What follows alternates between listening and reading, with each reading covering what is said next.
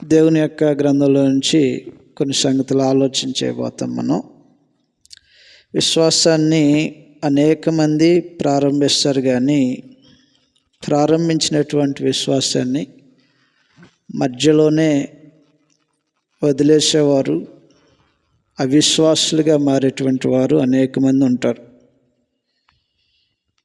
ప్రారంభము ఎంతో గొప్పగా చేసినటువంటి వారు అంతిమంగా పడిపోయినటువంటి మనుషులు దేవుని గ్రంథంలో అనేక మంది కనిపిస్తూ ఉంటుంటారు. అందువలన కార్య ఆరంభము కంటే కార్య అంతం అనేది మేలు. ఎందుకంటే ఆ దశ వరకు అనేక మంది చేరుకోరు, మధ్యలోనే ఆగిపోతారు. ప్రయాణం అనేది ప్రారంభించినటువంటి ప్రజలు చాలామంది, ప్రభువైన యేసుతో పాటు అనేక మంది తిరిగేటువంటి ప్రజలు సైతము ఏదో ఒక కారణం చేత క్రీస్తు ప్రభు అడుగుతాడు, తను వెంబడించాలంటే ఇలాగ ఉండాలి. ఎప్పుడైతే కండిషన్స్ పెట్టాడో, కండిషన్స్ పెట్టినప్పుడు మనుషులకు అస్సలు నచ్చదు. దేవుడు తను కోరుకున్నట్టుగా బ్రతకాలి అని ఎప్పుడైతే ఆజ్ఞాపిస్తాడో అది మనుషులకు నచ్చదు. స్వేచ్ఛాజీవులుగా ఉండాలని కోరుకుంటారు, తమకిష్టం వచ్చినట్టుగా బ్రతకాలని కోరుకుంటారు. కాబట్టి అప్పుడు వెనదిరగటం అనేది మొదలవుతుంది. ఒక రోజున ప్రభువైన యేసు నుంచి వెంబడించిన ప్రజలు అనేక మంది చదువుతాం గ్రంథంలో. యోహాను సువార్త 6వ అధ్యాయంలో క్రీస్తు ప్రభువును వెంబడించుకుంటూ వస్తున్నటువంటి ప్రజలు దగ్గరగా చెప్పబడినటువంటి సంగతి 6వ అధ్యాయము 10వ వచనం నుంచి చదువుతాం. యోహాను సువార్త 6వ అధ్యాయం 10వ వచనంలో యేసు జనులను కూర్చుండబెట్టనని చెప్పెను. ఆ చోట చాలా పచ్చిక ఉండెను గనుక లెక్కకు ఇంచుమించు 5,000 మంది పురుషులు కూర్చుండిరి. కాబట్టి పురుషుల లెక్క మాత్రమే చెప్పాడు. అందులో పిల్లలు ఎంతమంది ఉన్నారో, స్త్రీలు ఎంతమంది ఉన్నారో, ఇలాగన వృద్ధులు కలిగినటువంటి వారు ఎంతమంది ఉన్నారో చెప్పలా. కాబట్టి ప్రభువైన యేసుని ఎంతమంది ఫాలో అవ్వుకుంటూ వచ్చేటువంటి ప్రజల్లో ఆయన ఎప్పుడైతే విషయాన్ని విశదీకరించి మాట్లాడటం మొదలుపెట్టాడో అప్పుడు దాకా ఇబ్బంది లేదు, వాళ్ళతో చక్కగా వెంటాడుకుంటూ వచ్చారు. ఎప్పుడైతే అసలు విషయాలు మాట్లాడుతున్నారో అప్పుడు వెనుదిరగటం మొదలుపెట్టారన్నమాట. 6వ అధ్యాయము 66వ వచనంలో లాగా రాయబడి ఉంటుంది. శిష్యులుగా మారినటువంటి వారే, వాళ్ళు శిష్యరేఖం చేయటానికి వెంబడించినటువంటి ప్రజలే వెనుతిరగటం అనేది చూస్తూ ఉంటాం. 66లో 7:6-66. అప్పటి నుండి ఆయన శిష్యులలో అనేకులు వెనతీసి మరి ఎన్నడూనూ ఆయన వెంబడించలేదు. ఒక్కసారి వెనక్కి తీశాడా, అసలు మళ్ళొకసారి చూడటం అనేది ఇక జన్మలో జరగదు. వెనక తీసిన వారు ఎవరు? శిష్యులే. శిష్యులు కాని వారు కాదు వెనక్కి. అసలు వాళ్ళు వెళ్ళిపోతే అసలు ప్రభువైన యేసు మాట్లాడేవాడే కాదు. అసలు శిష్యులైనటువంటి వారు వెనక్కి తీశారంట. ఒక్కసారి వెనక్కి తీశారంటే మరి ఎన్నడూ పరిశుద్ధాత్మ అనేక మార్లు మాట్లాడాడు గ్రంథంలో. హెబ్రీయులకు రాసిన పత్రిక 6వ అధ్యాయంలో ఒక్కసారి వెలిగించబడినటువంటి వాడు తన విశ్వాసాన్ని మధ్యలోనే వదిలేసేస్తే వారిని నూతనపరచటం అనేది ఇంపాసిబుల్ థింగ్. హెబ్రీయులకు రాసిన పత్రిక 6వ అధ్యాయంలో రాయబడినటువంటి సంగతులు ఏ విధంగా ఉంటే మనం చదువుదాం. 6వ అధ్యాయము 4వ వచనంలో ఇలాగ రాయబడి ఉంటుంది. ఒకసారి వెలిగింపబడి పరలోక సంబంధమైన వరమును రుచి చూచి పరిశుద్ధాత్మతో పాలివారై దేవుని దివ్యవాక్యమును రాబో యుగ సంబంధమైన శక్తుల ప్రభావమును అనుభవించిన తర్వాత, ఎలాగున వీరు అనుభవించిన తర్వాత పరిశుద్ధాత్మను పొందుకుంటే ఎంత సంతోషము, దేవుని అందలి ఆనందం ఉంటుందో అది తెలుసు. పాపమునకు వేరై పరిశుద్ధులుగా బ్రతుకుతుంటే దేవునికి వారికి మధ్య ఎట్టి సహవాసం ఉందో అది ఎరిగిన వారైన తర్వాత తప్పిపోతే, అనగా లోకంలోనికి కలిసిపోతే, విశ్వాసాన్ని పోగొట్టుకుంటే మరలా కొంతకాలానికి వెనక్కి తిరిగి వస్తాడనేటువంటి భ్రమ, అది ఊహ మాత్రమే. తప్పిపోయిన వాడు వెనక్కి రావటం అనేది చదువుతాం కింద ఇలాగనుంటుంది. తమ విషయంలో పైన మరొకసారి చదువుతామని, దేవుని దివ్యవాక్యమును రాబో యుగ సంబంధమైన శక్తుల ప్రభావమును అనుభవించిన తర్వాత తప్పిపోయిన వారు తమ విషయంలో దేవుని కుమారుని మరలా సిలువ వేయచు బాహాటముగా ఆయన అవమానపరుచు ఉన్నారు. కనుక మారు మనసు పొందుటకు అట్టి వారిని మరలా నూతన పరచుట ఇంపాసిబుల్. కాబట్టి క్లియర్ స్టేట్మెంట్. విశ్వాసాన్ని ప్రారంభించటం ఒకటి, ప్రారంభించినటువంటి విశ్వాసాన్ని తుదముట్ట వరకు కాపాడుకోవటం ఒకటి. ఈ విశ్వాసాన్ని కాపాడుకోకుండా మధ్యలోనే వదిలేసేస్తే మరలా నూతన పరచడం కానీ, మరలా క్రీస్తుని వెంబడించడం కానీ ఇది జరిగేదే కాదు. అందువలన ఈ స్థలాల్లో ఎందరైతే కూర్చున్నారో, ఎందరైతే ఈ సౌండ్ వల్ల వింటున్నారో ఒకసారి ఆలోచించేయండి. మీరు విశ్వాసమును చేపట్టారా? చేపడితే అంతం వరకు కొనసాగించండి. మధ్యలో ఏ కారణం చేత అయినా సరే దాని నుంచి తొలగిపోతే మిమ్మల్ని నూతన పరచటం అసాధ్యమని పరిశుద్ధాత్ముడు మాట్లాడుతున్నాడు హెబ్రీ రచయిత చేత. పరిశుద్ధాత్ముని యొక్క సందేశం ఇది. అనగా మనుషుడు తప్పిపోతే మరలా నూతన పరచబడటం అనేది అసాధ్యం. కానీ మన సహోదరులు జాన్ వెస్లీ అని ప్రేమతో పిలుచుకుంటాం. తన తల్లిదండ్రులు, ఇక్కడ ఉన్నటువంటి మన సమాజము వంశీ అని ఒక గొప్ప పేరు కలిగినటువంటి వాడిగా మనం చూస్తూ ఉంటాం. లోకమందు ఉన్నాడు. వాస్తవంగా ప్రతి మనుషుడు లోకము నుంచి వేరవటమే క్రైస్తవుడిగా, శిష్యుడిగా మారతాడు. లోకమందు ఉన్నటువంటి జీవితము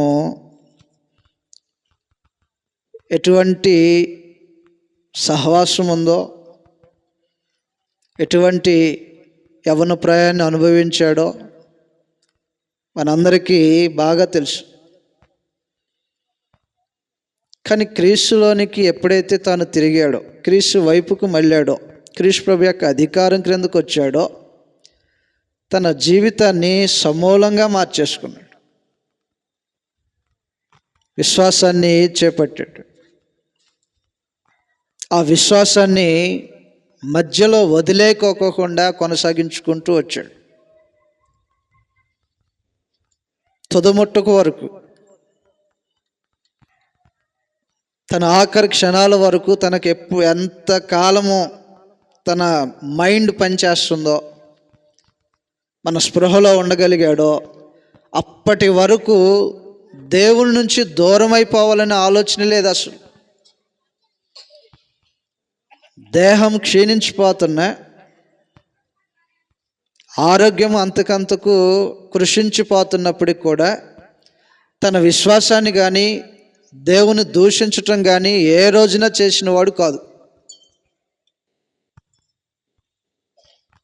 హాస్పిటల్లో ఆపరేషన్ చేసేటువంటి రోజునది దగ్గరగా సాయంత్రం 5-6 గంటలు అవుతుంది. ఉదయం 10-11 గంటలకు తీసుకెళ్ళినటువంటి ఆపరేషన్ థియేటర్లోనికి సాయంత్రం 5-6 గంటలు అప్పటికి కూడా ఆపరేషన్ అవ్వాల. ఆ ఆపరేషన్ టైంలో నేను హైదరాబాద్లో నిమ్స్లో సహోదరులతో పాటు నేను దగ్గరగా ఉన్న చూసిన వాడిని కాబట్టి తెలియజేస్తున్నా. ఆపరేషన్ అనేది చాలా క్రిటికల్ ఆపరేషన్ అని డాక్టర్ చెప్పారు. సహజంగా 3-4 గంటలు అయిపోతుందంట. ఇది డబుల్ టైం తీసుకుంది ఆ ఆపరేషన్ ఆ రోజుల్లో. అది ఆదివారమైనటువంటి దినము, ఆపరేషన్ దినము ఆదివారమైనటువంటి దినం. కాబట్టి కోమాలోకి వెళ్ళవలసిన మనుషుడు తన ఆరోగ్యం ఏమవుతుందో ఆందోళన చెందవలసినటువంటి పరిస్థితిలో ఉండాలి. వాస్తవంగా ఎప్పుడైతే తన స్పృహ వచ్చిందో మొట్టమొదటిగా తను అడిగింది ఏంటంటే, ప్రభురాత్రి భోజనం నేను తీసుకోవాలి, మన సహోదరులు వచ్చారా తమ్ముడు అని అన్నాడు. ఈ రోజున ఆరోగ్యం అంతా సరిగా ఉండి అన్ని విషయాల్లో మనం అభివృద్ధి చెందుతూ అవసరాలు తీర్చుకోగలుగుతున్నటువంటి పరిస్థితుల్లో దేవునితో సహవాసం చేయలేనటువంటి మనుషులు చాలామంది ఉంటారు. ఆదివారమున ప్రభు యొక్క సముఖానికి రాలేనటువంటి మనుషులు చాలామంది ఉంటారు.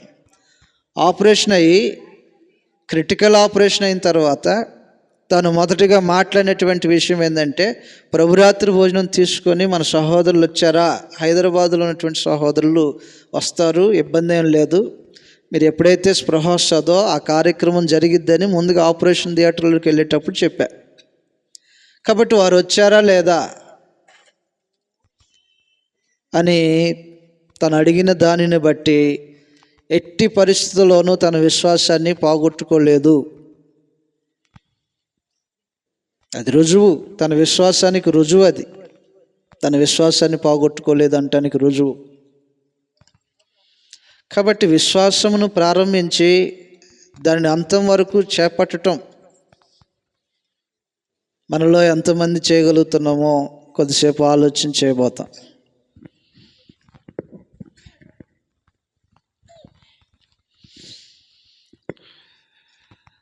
సోదరుడు ఎలాగైతే ఒక విశ్వాసిగా తన జీవితాన్ని కొనసాగించి దేవుడు అనుగ్రహించిన ఆయుష్కాలాన్ని ముగించి వెళ్ళిపోయారో, నేడు దేహంలో బ్రతుకుతున్నటువంటి మనమైనా ఏదో ఒక దినాన శ్రమ, ఇబ్బంది, భరించలేనటువంటి వేదన చెందేటువంటి సమయాలు ఖచ్చితంగా వస్తాయి. మాకెవరికి రావండి అని భావించాల్సిన అవసరంలో మనలో ఇక్కడెవరు.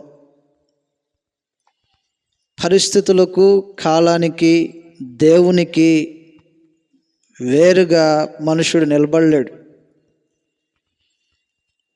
సహోదరుడు ఎలాగైతే ఆరోగ్య విషయంలో ఇబ్బంది పడ్డాడో, శ్రమ పడ్డాడో, అత్యంత క్లిష్టమైనటువంటి పరిస్థితుల్లో తన జీవితాన్ని కొనసాగించి వెళ్ళిపోయాడో, ఇక్కడ కూర్చున్నటువంటి మనలో ప్రతి వారికి, మనిషిగా పుట్టినటువంటి ఏ నరుడికైనా ఏదో ఒక రోజున తన ఆ పరిస్థితిలోకి ఒక రోజున వస్తాడు గ్యారెంటీగా. ఒకవేళ దానికి వెనక ముందుగా కాలం ఉంటుందేమో తప్ప క్లిష్టమైనటువంటి పరిస్థితుల్లోనికి ప్రతి నరుడు వెళ్ళాల్సిందే. కాబట్టి ఇలాంటి క్లిష్టమైనటువంటి పరిస్థితుల్లో మనుషుడు విశ్వాసాన్ని కాపాడుకోవటం అనేది అవసరం. బాగున్నప్పుడు కాపాడుకోవటం ఏంటి, బాగున్నప్పుడు దేవుణ్ణి అనుసరించడంలో పెద్ద విశేషం ఏమీ లేదు. ఈ సంగతి అపవాదికి బాగా తెలుసు. భక్తిపరుడు, విశ్వాసము అని అంటున్నావు కదా, ఆ భక్తి, ఆ విశ్వాసం దేనిని బట్టో నీకు తెలుసా అని అడిగాడు. యోబు గ్రంథం 1వ అధ్యాయంలో రాయబడినటువంటి సంగతులు ఈ విధంగా ఉంటాయి. యోబు గ్రంథము 1వ అధ్యాయంలో ఒక మనుషుడి గురించి పరమ తండ్రి మాట్లాడుతుంటే, అతడు ఎలాంటి వాడో నీకు తెలుసా అని దేవుడే స్టేట్మెంట్ చేస్తున్నటువంటి సమయాన అతని భక్తిని గురించి, దేవుని పట్ల అతనికి ఉన్నటువంటి సమర్పణ గురించి, సాక్షాత్తు దేవుడే ఒక నరుడు గురించి మాట్లాడుతుంటే దానికి రీకౌంటర్గా అపవాది ఏం మాట్లాడుతున్నాడంటే, అతని విశ్వాసము, భక్తి, ఎలాగన నీతిగా బ్రతకటం అనేది ఒక దానిని కేంద్రంగా చేసుకొని ఉన్నాయి. ఒకవేళ అవి కొట్టేసావనుకో అప్పుడు తెలిసిద్ది విశ్వాసమో భక్తో కాదు అనేది. యోబు గ్రంథం 1వ అధ్యాయంలో పరమ తండ్రి యోబును ఉద్దేశించి మాట్లాడుతున్నటువంటి సమయం అది. 1వ అధ్యాయం 6వ వచనంలో, యోబు గ్రంథం 1వ అధ్యాయం 6వ వచనంలో, దేవదూతలు యెహోవా సన్నిధిని నిలుచుటకై వచ్చిన దినమొకటి తటస్థించెను. ఆ దినమున అపవాది యగువాడు వారితో కలిసి వచ్చును. యెహోవా, నువ్వు ఎక్కడి నుండి వచ్చితివని వానిని అడగగా అపవాది భూమి మీద ఇటు అటు తిరుగులాడుచు అందులో సంచరించుచు వచ్చినని యెహోవాకు ప్రత్యుత్తరం ఇచ్చినలాగా. అందుకు యెహోవా, నీవు నా సేవకుడైన యోబును చూసితివా? అతని సంగతి ఆలోచన చేసితివా? అతడు యథార్థవర్తుడును న్యాయవంతుడినై దేవుని యందు భయభక్తులు కలిగి చెడుతనమును విసర్జించిన వాడు. భూమి మీద అతని వంటి వాడు ఎవ్వడూ లేడు. దేవుడు నరుని పక్షంగా ఇచ్చినటువంటి ఒక అద్భుతమైనటువంటి స్టేట్మెంట్ అది. భక్తిపరుడిగా బ్రతుకుతున్నటువంటి వాడని, నీతిమంతుడిగా బ్రతుకుతున్నాడని, లోకమునకు వేరుగా. వాస్తవంగా పితరుల కాలంలో మనుషుల యొక్క జీవితాలు చెడిపోయి ఉన్నాయి. దేవుడు భూమి మీద నరులను చూసినప్పుడు తమ మార్గములు చెరిపేసుకుని ఉన్నారు. ఆదికాండం 6వ అధ్యాయం 10వ వచనంలో మనం చదివితే. కాబట్టి మార్గాలను చెరిపేసుకొని న్యాయ విధిని తప్పేసి దేవుని యొక్క విధిని జరిగించుకోకుండా అక్రమార్కులుగా బ్రతుకుతున్నటువంటి లోకంలో యోబు విశ్వాసాన్ని భక్తిని కాపాడుకుంటూ ఒక యథార్థవర్తనుడిగా ఉంటుంటే దేవుడే అతని పక్షంగా ఈ మనుషుడు ఎలాంటి వాడని చెప్తే అపవాది ఏమన్నాడంటే, అపవాది ఓరకయే దేవుని యందు భక్తులు కలిగిన వాడు ఆయన. ఎందుకు భక్తి ఉందో తెలుసా? ఎందుకు విశ్వాసంగా ఉన్నాడో తెలుసా? ఎందుకు అలాగ నీతిమంతుడిగా తాను కనపరుచుకుంటున్నాడో తెలుసా? అపవాది కోణం అది. అపవాది యొక్క ఆలోచన ఏంటంటే, మనుషుడు భక్తిపరులుగా బ్రతకాలంటే అన్ని సమృద్ధిగా ఉండాలి. నీతిని యథార్థతను కాపాడుకోవాలంటే తనకి ఏ కొదువ లేకోకుండా ఉంటే దేవుని వైపు చూస్తారు మనుషులు. అపవాది యొక్క ఆలోచనలు ఎలాగ ఉన్నాయి అన్నమాట. చదువుతాం ఎలాగున, నీవు అతనికిని అతని ఇంటి వారికిని అతనికి కలిగిన సమస్తమును చుట్టూ కంచె వేసితివి కదా. నీవు అతని చేతి పనిని దీవించుచుండు చేత అతని ఆస్తి దేశమందు బహుగా విస్తరించెను. అయినను ఇప్పుడు ఏ పెద్ద విశేషం లేదు. అతడు ఒరిజినల్గా నీతిమంతుడో భక్తిపరుడో కాదో ఒక్కసారి కొట్టేయి, కంచెతి, అతనికి అతని ఇంటి వారికి కంచెతి, చేతి పనిని దీవించటం ఆపేయి.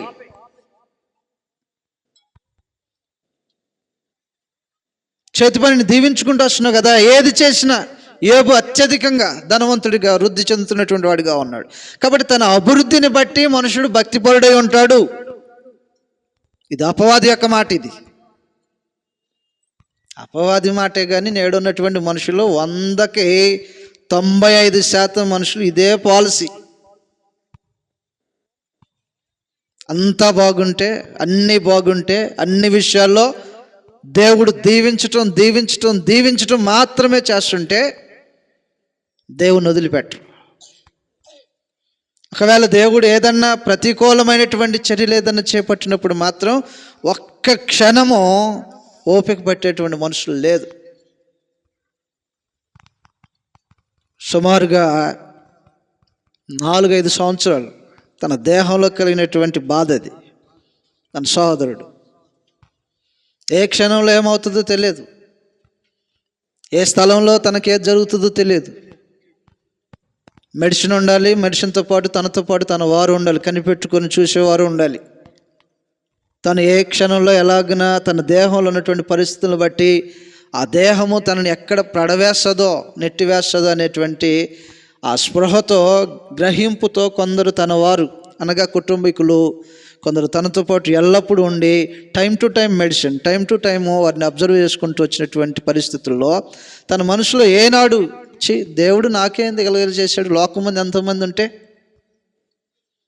ఒకవేళ నేను లోకంలో బ్రతుకుతున్నప్పుడు చేసినా బాగుండు, భక్తిపరుడిగా మార్చబడిన తర్వాత ఈ శ్రమ ఏంటి, ఇబ్బంది ఏంది, వ్యాధి బాధలేంటి అనేటువంటి ఆలోచన విశ్వాసి చేయడు. అది అపవాద ఆలోచన. అన్నీ బాగుంటే భక్తి విశ్వాసం అనేటువంటి ఆలోచన అపవాదిది. దేవుని ఆలోచన కానీ దేవుని అనుసరించేటువంటి వారిది కానీ కాదు.